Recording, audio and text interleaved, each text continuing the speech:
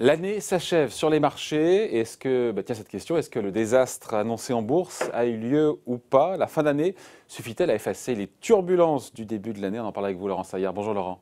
Bonjour David. Journaliste au magazine Le Revenu, l'année c'était vraiment les montagnes russes. Hein?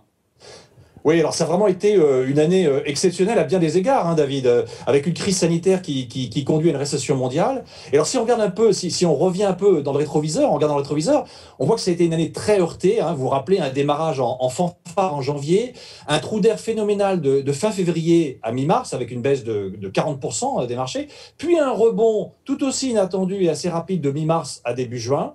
Et après, une relative stagnation, quasiment jusqu'à fin octobre, on reste un petit peu dans les mêmes niveaux. Et depuis fin octobre, un franc sursaut avec, bien sûr, la sortie de crise en ligne de mire dans l'esprit des investisseurs. Et au final, au terme de cette année, qu'est-ce que ça donne en termes de performance? Quand on fait les Et oui, calculs. alors c'est là où c'est vraiment étonnant, parce que alors bon, il y a deux manières d'analyser. Hein. Soit vous regardez les indices, mais vous savez comme moi, David, que les indices, on ne peut pas investir dedans. Ça permet de suivre le marché. En revanche, si on regarde, par exemple, les fonds, les SICAV et les fonds qui sont gérés par vraiment des vrais gens, avec des vraies valeurs, hein, c'est des portefeuilles bien réels gérés au quotidien. Et là, on voit que les écarts se sont creusés entre les zones géographiques. Hein.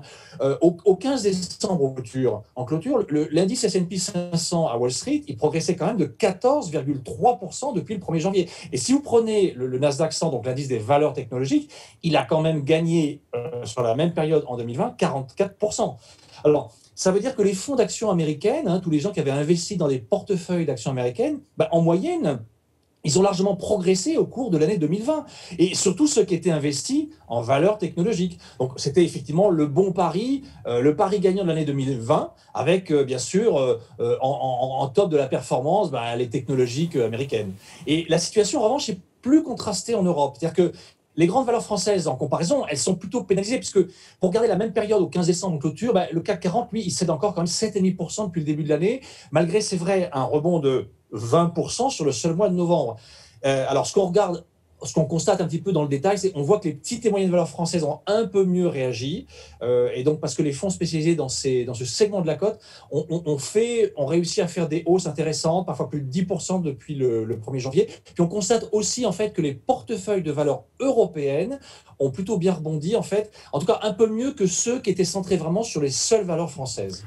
On est souvent centré, nous, sur la France, sur l'Europe, sur les États-Unis, mais au-delà de ça, encore une fois, ailleurs dans le monde, qu'est-ce qui s'est passé boursièrement? Alors, c'est là aussi où c'est assez surprenant, parce qu'en fait, hein, vous vous souvenez que quand même cette crise, elle est venue de Chine. Hein.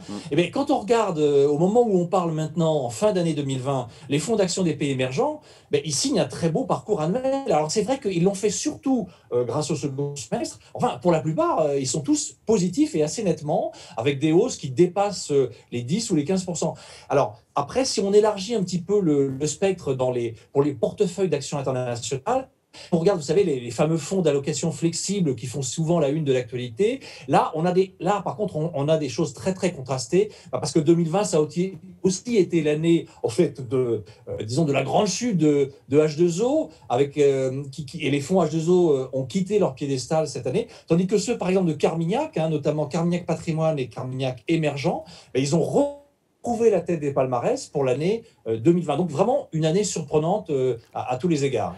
Oui, surprenant parce qu'il y a eu ce marasme, année de récession économique historique, et pourtant cette année n'est pas un mauvais cru, on peut le dire pour la bourse, c'est pas si mauvais cru que ça. Non, alors c'est ça qui est assez étonnant. Alors avec cette petite exception que constituent les grandes valeurs du CAC 40, hein, qui dans leur ensemble, prises ensemble, donc finalement sont encore dans le négatif, mais en dehors de cette zone particulière, globalement, on voit qu'il y a des hausses boursières assez étonnantes, pendant qu'au même temps, comme vous le disiez, dans le même moment, il y a une récession quand même d'une ampleur historique. Alors on dira pour conclure que bon, c'est quand même le signe de la forte capacité d'anticipation des investisseurs en bourse. Hein, ils se projettent déjà sur l'après-crise et sur le retour à la normale de l'activité économique. C'est tout ce qu'on peut nous souhaiter pour l'année 2021. Ouais, c'est le scénario attendu, la reprise progressive sur 2021. Ça ne se passe pas toujours comme on l'imagine, mais bon, on verra ça en temps et en heure. Merci beaucoup en tout cas pour ce bilan et ce panorama signé Laurent Saillard, journaliste au magazine Le Revenu. Merci Laurent. Merci David.